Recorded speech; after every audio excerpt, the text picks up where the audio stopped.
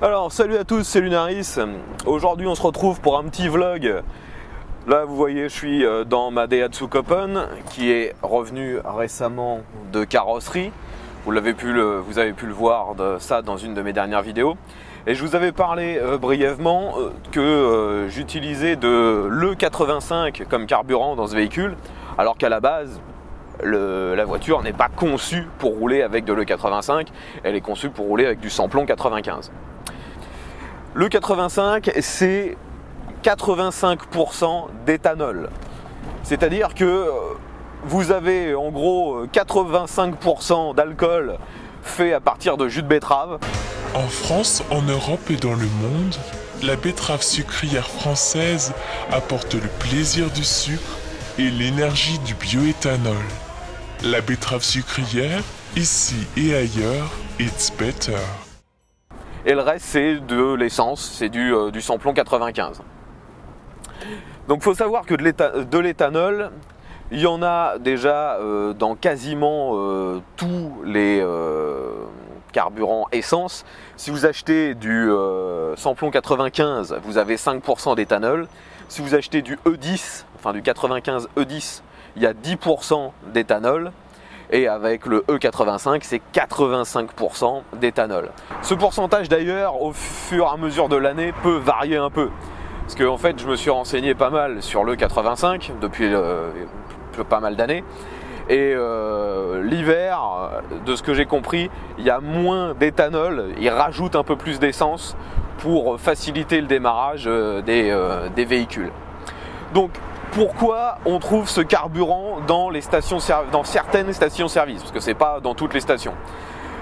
A été mis en vente il y a une dizaine d'années, mais ça n'a pas eu beaucoup de succès, des véhicules dits flex fuel, c'est-à-dire des véhicules qui, dès la conception en usine, étaient conçus pour pouvoir rouler aussi bien avec du samplon 95, du samplon 95 E10, du samplon 98 ou même du E85. Donc ces véhicules-là sont dits flex fuel parce qu'on peut mettre différents types de carburant dedans.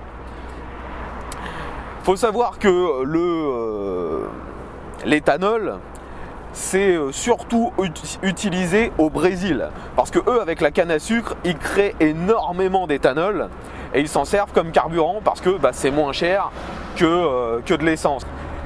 Et là-bas, les véhicules flex fuel sont donc très populaires. Mais je me suis renseigné un peu et c'est clair que là-bas, le niveau de vie n'est pas non plus délirant. Et il y a énormément de gens qui roulent avec donc de l'éthanol sans avoir fait aucune modification sur le véhicule ou sans avoir un véhicule dit flex fuel. Donc moi après je me suis dit mais si ils font ça au Brésil, il n'y a pas de raison que ça ne fonctionne pas chez nous en France. Donc c'est pour ça qu'au fil des années j'ai testé sur différents véhicules. Normalement, pour pouvoir rouler avec de l'éthanol légalement, vous êtes obligé d'avoir un véhicule flex fuel. Parce qu'il faut savoir qu'en France, vous ne pouvez pas mettre un autre carburant que ce qui est indiqué sur votre carte grise. Pour ceux qui sont intéressés par l'E85, je rappelle que ça ne fonctionne que dans des véhicules qui à la base sont conçus pour rouler avec de l'essence. Si vous avez un diesel, ne mettez surtout pas de 85, vous allez tout bousiller. Il faut savoir que si vous avez un véhicule essence à injection, vous pouvez assez facilement tenter le E85. Déjà, si vous avez une voiture qui roule facilement avec de l'E10, c'est un bon indicateur pour savoir si elle va pouvoir ou pas tolérer par la suite le E85. Si vous roulez facilement avec de l'E10, et personnellement j'ai jamais trouvé de véhicule essence qui roulait pas avec de l'E10, même sur des vieux trucs, hein, même sur ma Super 5 de l'E10 ça passe sans problème. Quand vous allez essayer, ne commencez pas par vous faire un plein complet de 85. Si jamais votre voiture le tolère mal ou le tolère pas, vous allez vous retrouver en difficulté. Ce qu'il faut faire, c'est vous commencez par vous faites votre plein normalement et vous mettez une dizaine ou une quinzaine de litres en fonction de la taille de votre réservoir d'éthanol en complément. Et vous allez voir ce que ça donne. Si ça fonctionne bien, si vous ne voyez pas de différence, bah vous complétez, vous faites la même chose au prochain point, au lieu de mettre 10 ou 15 litres, vous en mettez 20 ou 25, et ainsi de suite, jusqu'au moment où vous tombez sur la zone de saturation. Parce que l'éthanol, ça a un indice d'octane supérieur à l'essence, et c'est pour ça d'ailleurs qu'à froid ça a du mal à démarrer, mais ça contient il y a moins d'énergie dans un litre d'éthanol que dans un litre d'essence. Donc au final, en roulant avec de l'éthanol, vous allez consommer un peu plus. Mais vu que le prix à la pompe est largement inférieur à du samplon, vous y gagnez quand même. Savoir que dans ma région, un litre d'éthanol, ça coûte 50 centimes. Hein. Ça coûte pas 1,30 € comme un litre de 95 quoi. Donc, vous mettez progressivement une dose de plus importante d'éthanol, et si vous sentez que votre véhicule, lorsque vous accélérez, commence à brouter, ou qu'il commence à avoir un comportement bizarre, ou à trembler, là c'est que en fait votre injection arrive au maximum. Les injections électroniques sont assez bien conçues, elles détectent quand c'est pas un carburant qui est de bonne qualité, et en fait quand vous mettez de l'éthanol, le système d'injection pour lui il a affaire à un carburant de mauvaise qualité, donc pour compenser il en injecte un peu plus, et ça tombe bien parce que c'est exactement ce qu'il faut faire pour que ça fonctionne bien avec de l'éthanol, sauf que les injecteurs forcément ont une limite, ils ne peuvent pas injecter autant qu'ils veulent.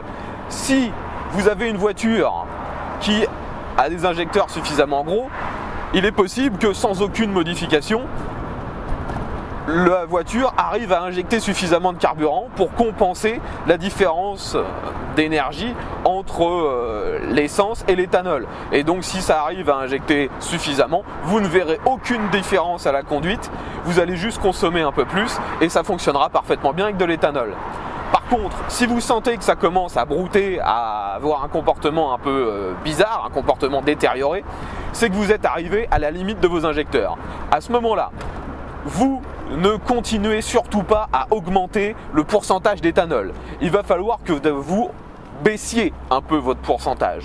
Donc pour baisser le pourcentage, il n'y a rien de très compliqué. Hein. S'il vous reste encore un peu de place dans votre réservoir, vous avez juste à compléter avec un peu d'essence. Et en faisant ces différents tests, je dirais les uns après les autres, vous allez trouver la limite avec laquelle votre véhicule fonctionne bien. Par exemple, moi j'ai eu pas mal de voitures, à chaque fois des voitures un peu sport. J'ai eu une Impreza GT, et avec l'Impreza GT, pour que ça fonctionne bien, je pouvais mettre 80-90% d'éthanol, ça fonctionnait bien. Arrivé à 100%, ça fonctionnait encore bien, mais l'hiver, j'avais vraiment du mal pour démarrer à froid. Et j'avais le voyant moteur qui me disait l'erreur que vous avez pu voir lorsque j'ai fait le test du ELM 327, qui me dit que donc l'erreur moteur, que en fait on tourne trop pauvre, il n'y a pas assez de carburant. En mettant juste 5 ou 10 litres d'essence et tout le reste en éthanol, j'avais plus ce problème. Et la voiture fonctionnait parfaitement bien. Ensuite, j'ai essayé donc sur une vieille BM E30 318 IS. Elle n'aimait pas trop l'éthanol. Je pouvais pas mettre plus de 30%. Après, elle commençait à brouter. En même temps, c'est une injection assez ancienne. Hein. Après, j'ai essayé sur ma MX5, la NA 1,6 litre. Je pouvais rouler à peu près à 50-50, moitié-moitié, moitié 85, moitié samplon 95. Sur ma MX3 V6, c'était pareil, à peu près 50-50. Et qu'est-ce que j'ai eu d'autre comme véhicule? Donc cette Daihatsu Copen 660 cm3 turbo. Je roule exclusivement à l'éthanol sans aucune modif, ça fonctionne parfaitement bien. J'ai juste le voyant moteur qui s'allume de temps en temps, mais j'ai pas de détérioration du comportement, ça fonctionne parfaitement. Ensuite, sur quel véhicule j'ai pu tester? J'ai pu tester sur une Ford Fiesta de 2000, sur une Ford Fiesta de 2005, et ça fonctionnait plutôt pas mal, même en étant aux alentours de 50-60%, ça fonctionnait bien. Au-delà, ça roulait, mais on sentait que le moteur avait un peu plus de mal. J'ai essayé aussi, du moins mon ami prétorien que vous avez pu voir sur une autre de mes vidéos, a essayé donc sur sa voiture. Lui, c'est une Hyundai Coupé FX. C'est le moteur 2 litres essence 140 chevaux, je crois. Et pareil, il avait essayé en mettant que de l'éthanol et ça fonctionnait. Il me disait qu'il sentait une légère perte de puissance quand il se mettait vraiment à 100% d'éthanol, et il avait le voyant moteur qui s'allumait aussi. Mais en baissant dans le pourcentage, ça fonctionne plutôt bien. Il y a juste, comme d'habitude, une consommation d'essence plus élevée. Donc, vous pouvez voir que j'ai essayé sur pas mal de véhicules et ça fonctionne à chaque fois. Il faut juste trouver la limite de tolérance de votre injection en fait. Là, vous avez vu dans mes dernières vidéos que j'ai une Super 5 de 88 à carbu. J'ai essayé de mettre de l'éthanol, les tests sont en cours. Pour l'instant, j'ai mis à peu près 20 litres dans le réservoir et la voiture roule. Donc, je vais continuer les tests et je vous en parlerai plus spécifiquement. Mais ça vous montre bien que on peut facilement rouler avec de l'éthanol sans modification dans une voiture essence. Si vous voulez pouvoir rouler à 100%, vous êtes sûrement obligé de faire des modifications sur votre véhicule. Ça peut être des modifications au niveau du réglage des injecteurs, donc une cartographie moteur. Mais peut-être qu'il faudra aussi changer carrément des pièces pour augmenter la capacité du véhicule à envoyer du carburant. Donc moi j'ai jamais voulu investir dans vraiment des modifications sur le véhicule parce que je roule pas énormément. Là je suis justement parti pour faire le plein. Ici donc le litre d'éthanol est à 55 centimes. Donc je vais pouvoir faire le plein de la voiture, ça va me coûter même pas 20 €, quoi. C'est vraiment avantageux. Si vous voulez des retours d'informations, il y a un site, j'essaierai de le mettre en lien, c'est E85 Super Éthanol, je sais plus quoi, où il y a des retours d'expérience de plein de gens qui ont essayé dans leur véhicule, qui nous indiquent le pourcentage d'éthanol qu'ils ont mis, si ça fonctionne bien, s'ils ont fait des modifs sur le véhicule. Parce qu'après, il y a tout un réseau, je dirais, de magasins qui vendent des puces électroniques, soi-disant, qui rend n'importe quel véhicule compatible. Alors je dis pas que ça fonctionne pas, moi personnellement j'ai jamais essayé, je me suis jamais senti obligé de mettre ça dans mes véhicules. Et il y en a beaucoup de gens sur internet qui disent aussi qu'il y en a plein où c'est des arnaques. C'est-à-dire c'est un boîtier électronique qui sert quasiment à rien parce que le véhicule de base tolère déjà plus ou moins bien l'éthanol. Je viens juste de faire le plein d'éthanol dans ma Copen et j'ai mis 26 litres, ça m'a coûté 14 €. Je vais m'arrêter 2 secondes sur le parking pour faire un petit calcul, voir à combien j'ai fait de kilomètres avec 14 €. On a dit, donc exactement c'était 196 miles, donc fois 1,6, ça nous donne 314 km. Donc 26 litres divisé par 314, ça nous fait 8 litres au 100. Donc 8 litres au 100 en étant full éthanol. Voilà, ça fait environ, c'est ce que je disais, environ 20%, 15-20% en plus que la normale sur ce véhicule. Il est donné pour 6,5 litres en fait. Donc 320 km avec 14 €. Moi je trouve ça plutôt honnête. Donc après, je sais qu'il y a des dizaines et des dizaines de rumeurs concernant le 85, qu'il faut surtout pas utiliser ça, que ça va péter le moteur, que vous allez bouffer toutes vos durites. Personnellement, j'ai utilisé ça sur plein de voitures. J'ai jamais eu le moindre problème. Moi, toutes mes voitures sont toujours entretenues en temps et en heure. Je fais les filtres, les vidanges, les filtres à carburant. Je fais tout au bon moment. Et j'ai jamais eu le moindre problème. Et j'ai jamais entendu personne que je connais qui a attesté avoir des problèmes en utilisant du E85. Les seuls problèmes que j'ai eu ou que certaines de mes connaissances ont eu, c'est en montant à des pourcentages extrêmement élevés. Parfois, ça fonctionnait plus exactement comme la voiture aurait dû le faire. Mais ça, c'est comme je vous l'ai expliqué, c'est l'injection qui arrive au maximum de sa tolérance et qui n'arrive plus à injecter suffisamment de carburant. Donc, ne vous fiez pas forcément à tous les avis sur les forums. Je peux vous assurer que j'en ai écumé des forums et des dizaines et des dizaines, même des forums français, anglais, des forums canadiens, des dizaines je me suis tapé pour avoir des avis fiables.